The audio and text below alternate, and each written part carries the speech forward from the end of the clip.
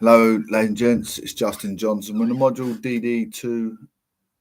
DD211, Understanding Politics, Ideas and Institutions in the Modern World. I want to influence youth today, young adults, young teenagers, mature teenagers, mature adults, OAPs. When you want to better your life, circumstances, have a vision. When you read, record your reading, always go back over your notes. The book is published at Milton Keynes, Walton Hall. First published 2015, second edition 2022. We're on the introduction of chapter 16. The chapter looks at politics beyond the state by exploring how interest groups and movements can provide informal links between the state and society. Beyond free and fair elections, they make present the claims that collectively organised individuals can make of the state. Interests and movements contribute to the pressure of events and opinions that require states to react to social demands. Political opinion is represented within the state by a number of actors and activities.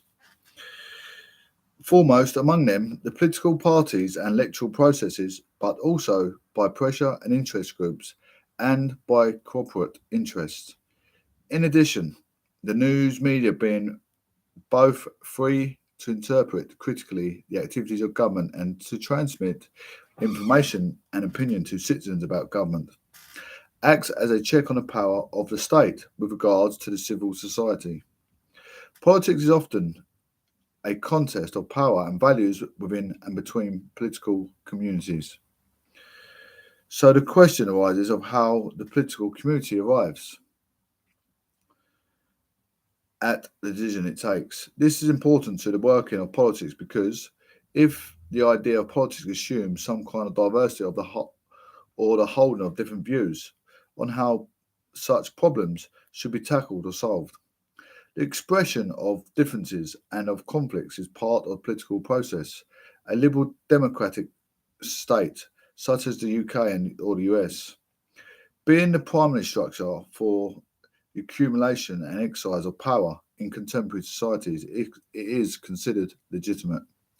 This is because it contains political institutions, which first enables citizens to participate politically, and second, provide conflict resolution and for binding decisions to be taken and enacted. Institutions such as elected assemblies and political parties help provide both participation and conflict resolution. Both political participation between and beyond formal elections is also channeled through a wide range of informal and formal groups operating in civil society. Such groups originate and largely operate outside the state, but they exist to make various demands of the state. Looking only at how politicians operate or how citizens vote can therefore miss the other important types of participatory activities that enable citizens or interest groups to present specific issues to the state, or else have the state provide a redress for particular grievances. This chapter looks at how interests and movements from groups, so the role they play in liberal democracies, and how distinctive political systems the states of the UK and the US help structure the way groups operate. Page 106. How groups participate in liberal democracies. Interest groups and movements speak both interests and causes, and they seek attention in many ways. Some prefer low profile, discreet, personalised, professional lobbying of ministers and officials. Others provide expert policy advice, which is valued by decision makers. Still others engage in large scale, mass protests. Supporters of some groups variously write letters, sign petitions, attend demonstrations, organise protests, and go on strike. Some help make policy. Often they merely express their opinion to friends and workmates. Others engage in checkbook participation by making a donation to the organisation they want to support or the cause they associate with. Groups by usefully giving some citizens the means to speak to the policymakers, therefore play some role in representative democracy and can play an important role. Some groups seek to conserve the status quo, but others seek to change existing policies or challenge social and political structures. Such participation therefore involves a combination of assent and dissent, with both activities being both essential and beneficial from democratic governance. Groups are of various types, representing a vast range of issues, having long been a fact of political life. Today, however, being very resourced, increasingly professionalised, and having modern means of communications afforded by the interest of other forms of social media, such groups can now, more than ever, make present their demands. How often? When they make present are their demands are interests made manifest. By what political mechanisms are they organised? The key category here is that the representation of interests and opinions, thus, in addition to election outcomes and the other ways by which public opinion is expressed, non-electoral forms of political participation help liberal democracy function and secure the representativeness, or not, of the elected state to the citizens it governs. Participation takes many forms, from lobbying to protest, but opinion is often shaped and represented by organised and professional interest advocacy and pressure groups, broader social and political movements which champion all sorts of human claims. Group activity champions varies demands about and communications them in various ways. This is because representative democracy cannot itself ensure a state operates in the interest of society. The public may elect and crucially can replace politicians, but interest and pressure groups, alongside public opinion and the critical reportage of the news media, help to check and balance government. Such groups, be they large or small, professional or amateur, contribute to national conservations in both the UK and the US. They operate at the local, national and international level and make all sorts of representative claims in all manner of policy areas. The organised opinion mobilise elements of the public and, from time to time, make government account for its actions and sometimes even change its behaviour. If opinion matters, organised opinion communicated effectively matters more. Campaigns and causes seek attention in many ways, from mass protests or marches to discreet lobbying by professionalised organisations. Groups of various types now penetrate the corridors of government and occupy the nooks and crannies of all civil society. They greatly complicate and sometimes wrong foot the lives of politicians, parties, legislators and governments. King 2009. Few groups lobby government because they are happy with its record or wish to congratulate ministers and officials on their achievements.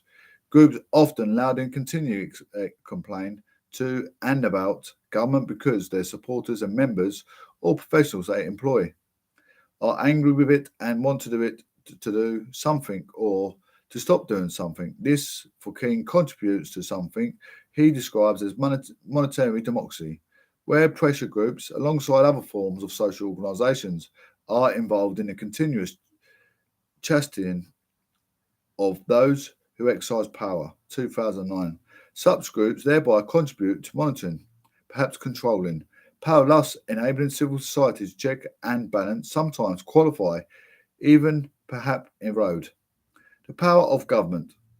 In contrast to the classic concept of pressure groups or as lobbyists of the state, such groups now increasingly lobbying the public, so embarrassing that the state in action has a secondary effect.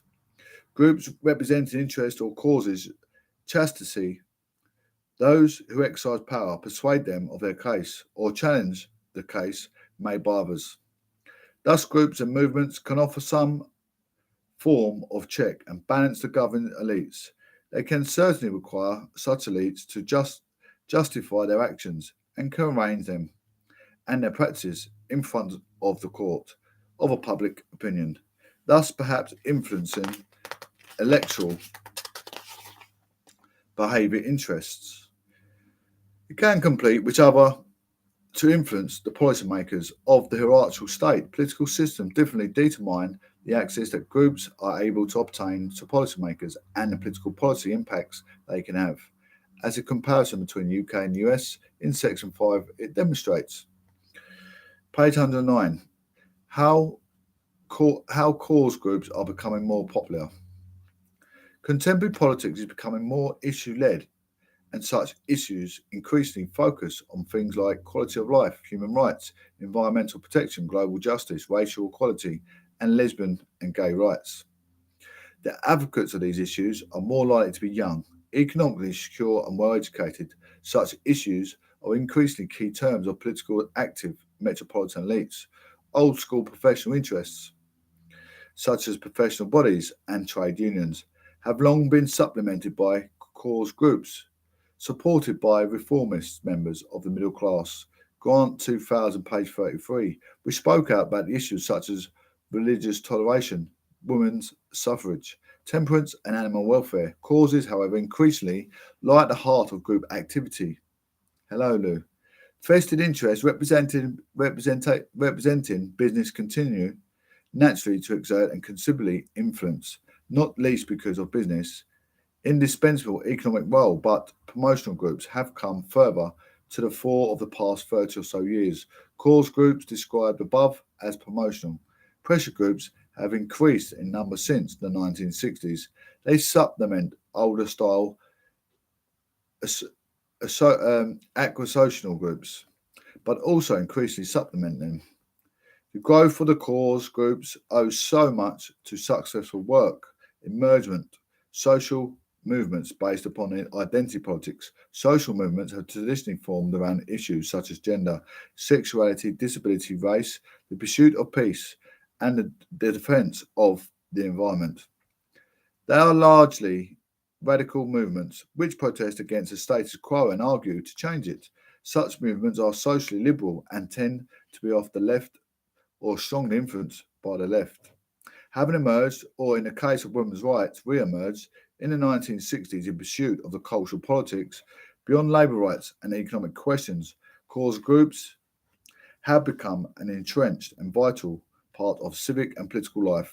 The social and civic rights that such movements sought have won widespread support. Social movements have therefore become an established, some say pervasive, feature of contemporary political life, of course.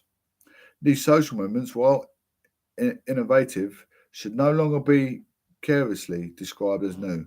Feminist politics, for instance, in different forms, have long been established feature of political scene, and argument for the gay equality have been extremely prominent in the public discourse for over 30 years.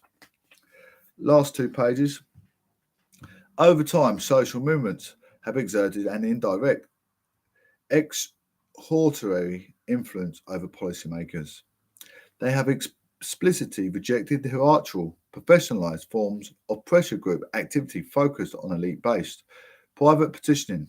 Instead, they have embraced radical forms of in-your-face public campaigning, which, subverting the prevailing climate of opinion, some social movements, and by changing the status quo, have been more concerned with consciousness raising. And only then the securing and change in public policy. Such tactics, largely reflecting the political radicalism of the 1960s, were intended in raise the consciousness of the oppressed while rallying the public opinion at large. They were designed to change the elite, not merely to speak to them. Rights were not to be negotiated about or lobbied for, but to be loudly and aggressively asserted. When won, these rights had to be defended.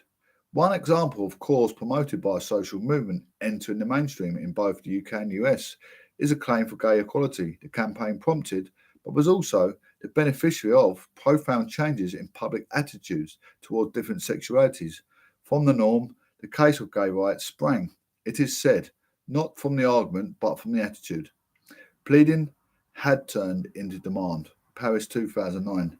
Matthew Paris rightly argues that the securing of gay rights reflects a very, very gradual shift in informal and formal public attitudes in the West that had been completely unanswered by any formal legal change 2009.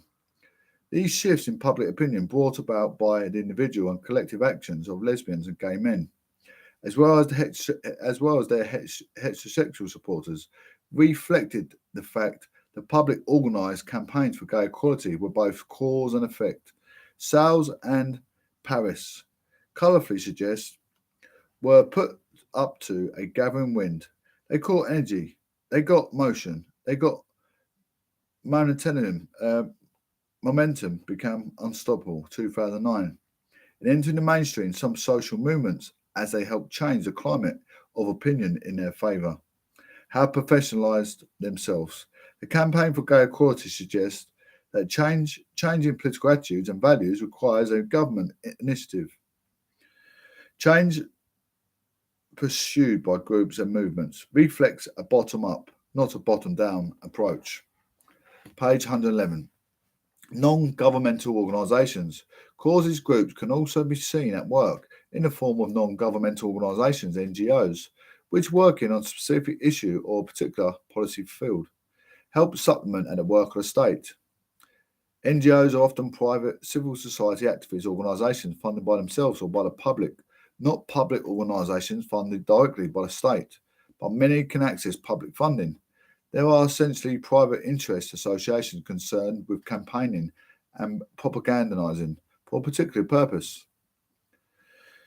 NGOs are increasingly transitional. Examples include Greenpeace, Oxfam, Amnesty International, AIDS UK, Save Your Children, the Red Cross and the Red Crescent. Their objective is to change public policy, either to persuade governments to do something or to stop doing something, usually by mobilising public opinion and putting pressure on the established policy, the frameworks from the outside. They also, working in their field of expertise, often do something themselves. For instance, charities both collect and dispense developmental aid. NGOs therefore speak directly to the problems of power, inequality, difference. They can be bottom-up organisations speaking directly for the disadvantaged and forgotten. We're going to leave that reading there. We will come back to it tomorrow, I believe. We'll come back to that reading tomorrow. No problem whatsoever. Anyway, for now, I want to say take care, one love, and God bless. How are we, Bits?